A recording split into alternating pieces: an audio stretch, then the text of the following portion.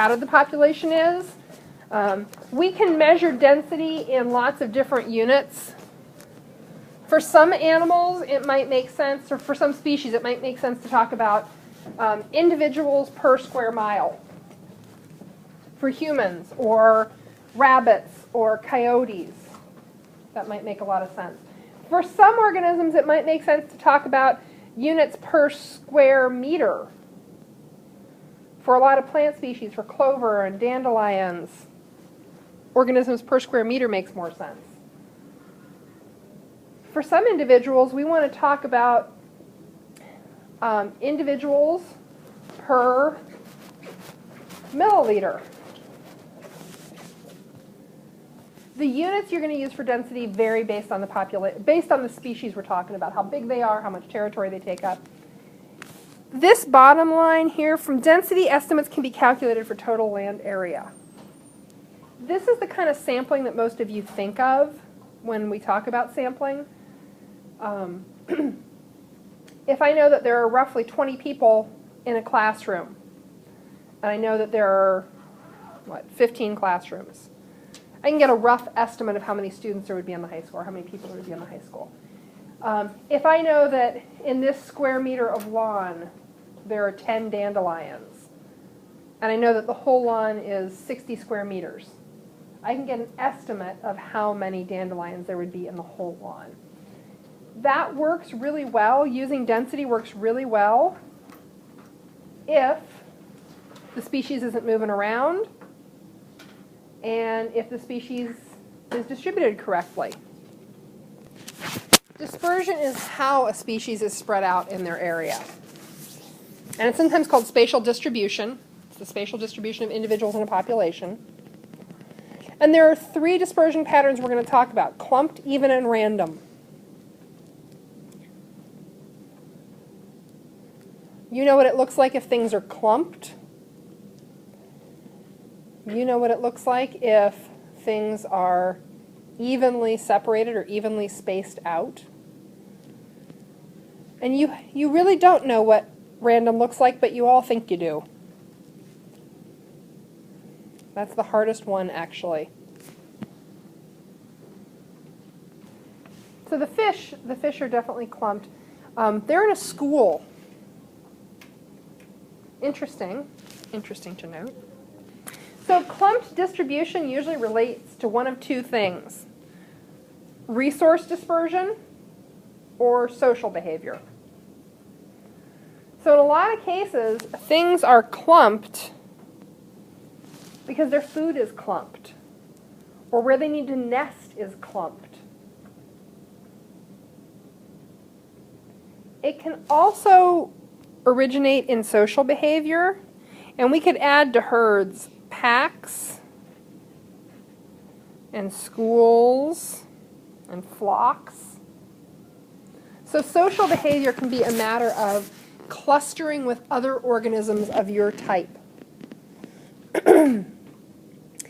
The term gregarious, has anybody ever heard that word?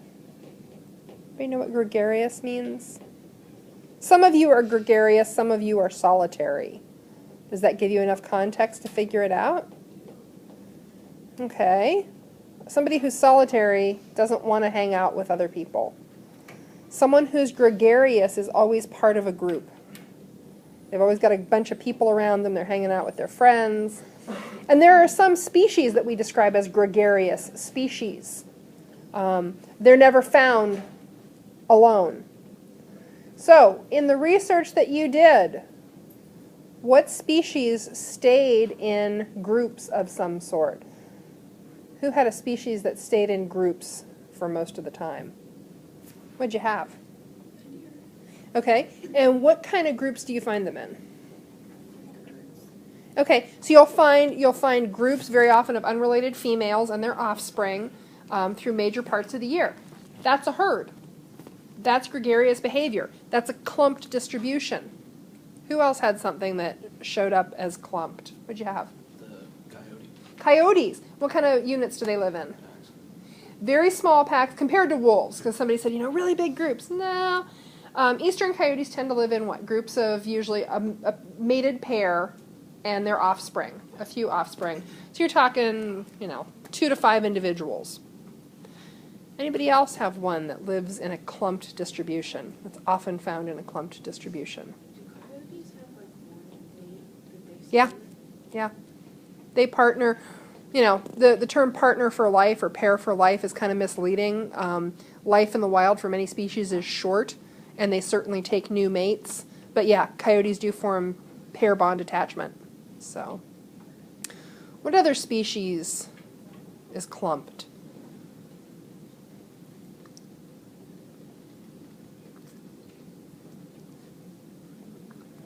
Huh? Beavers. Yeah. Beavers, who had beavers in here? Anybody? Okay. What kind of groups did they live in? You mean like what are they called? Well, you can go with what they're called, but like just describe their sort of group structure for life. Do you remember? They mate, but then they also live with not only this year's kits, but typically last year's kits. So you can have, let's see, you got a mated pair, that's 2. This year's kits is anywhere between 2 and 4 individuals typically. I think litters of 3 or 4 are pretty common. So you got them living in a lodge. The lodge might be the size of like these 3 islands put together if you're lucky. Then you have last year's kits. So 2 to 4 of them. So we're talking about 6 to 10 individuals in a lodge for the winter. How big are these things? The adults are about 60 pounds. So think about like a 60-pound, think about a, medium-sized dog. That's a lot of family togetherness. It's a lot of family togetherness for the long winter in a small space. I wouldn't want to do it. But that's a clumped distribution. Now, I mean, are they clumped every second of their lives? No. But their basic distribution is clumped. They're in this social structure that leads you to find a bunch of them together. Would figuring out density for land area and then trying to estimate total population work well for something that was clumped? Not necessarily. Because you could hit a space where there's nothing and then not count a space where they're clumped, or count a space where they're clumped and really overestimate your population. Okay, so the things that drive clumped distribution: resources or social purpose. Interestingly enough, even distributions also very often result from social interactions. So, are all your social interactions positive? No. You can have a positive social interaction or you can have a negative social interaction. So positive social interactions tend to give you clumped distribution. Hey, let's all hang out together. Negative social interactions are more like, okay, you just stay over there. Give me my space. Nope, that's too close. Back up. And one of the places we see this is in birds that have big nest colonies. Who here has ever seen a heron rookery? Anybody ever hiked Beaver Creek? There's one somewhere between Elkton and the park, between Main Park. If you kayak or canoe it, you'd be hard-pressed to hike the whole thing. But if you kayak it, and there's another one up in Mahoning County on Mill Creek. So you get all these herons in one tree, and they space their nests out because none of them want to be any closer than they have to anybody else. So they tend to basically go for the same distance in all directions, and I didn't draw this perfectly, from everybody else. And you end up with a very remarkably even distribution.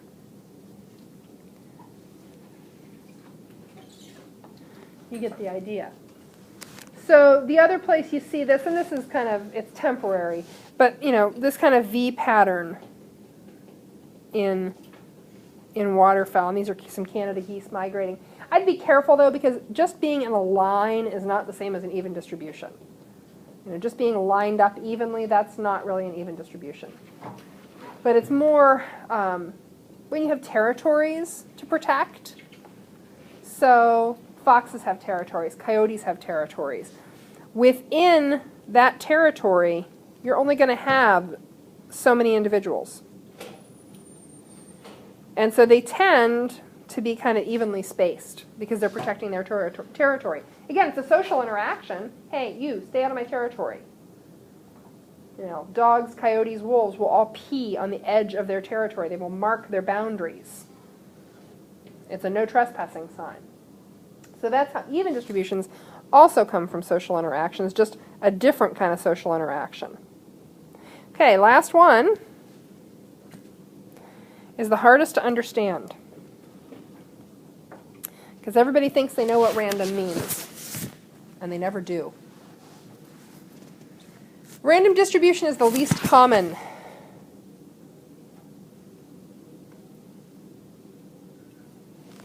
It's really only common in plants. So remember we talked about random mating versus selective mating? Plants mate randomly. I don't know of a single, well, okay, corals, but I don't know of a vertebrate animal that mates randomly. With random distribution, it's kind of the same thing. There are lots of plants that are randomly distributed. You can have seeds that are born on the wind. You can have seeds that are dispersed by birds. Those get you a random distribution.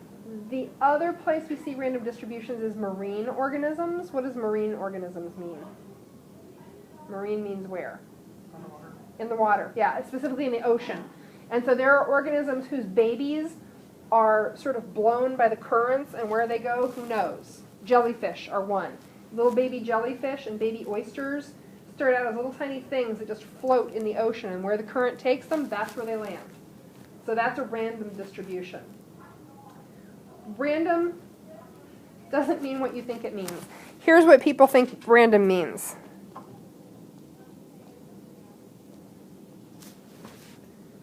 That's a whole lot closer to even than random.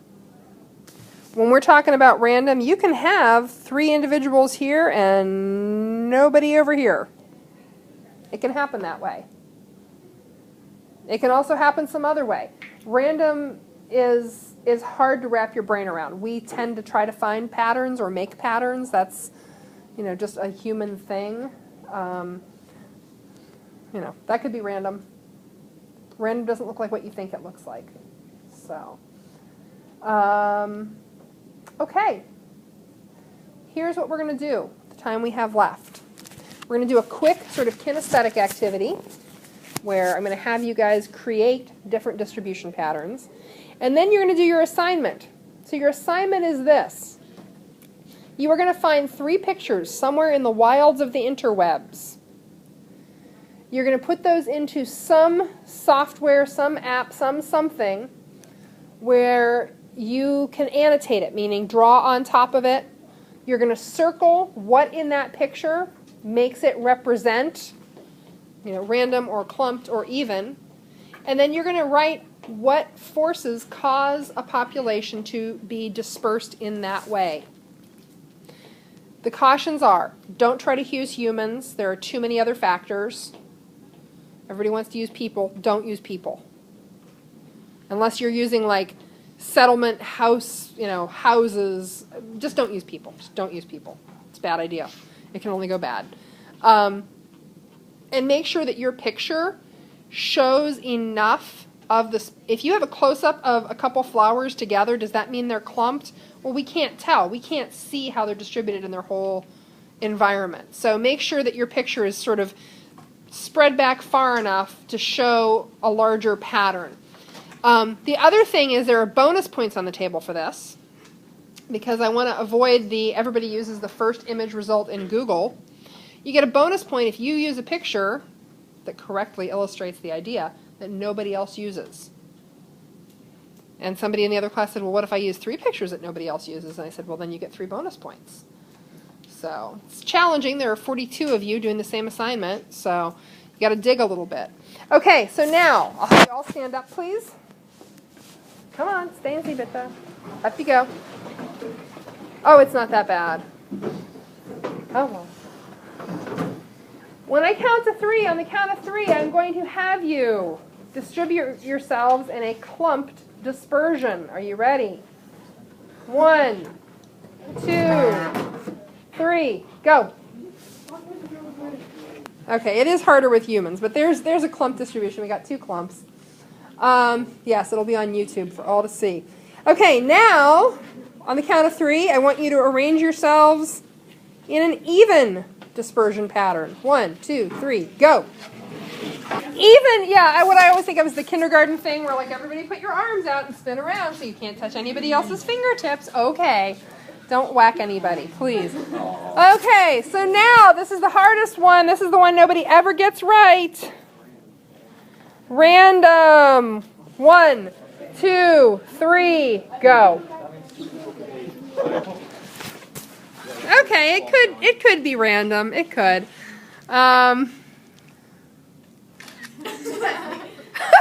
I caught you just as you were doing that, Maddie.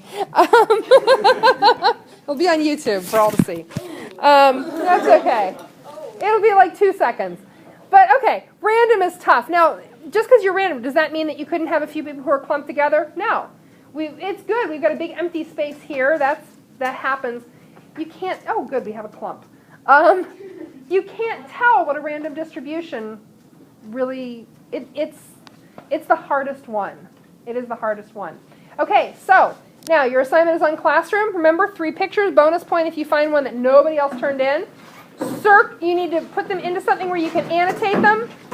Circle what makes them demonstrative of the pattern. Write it up.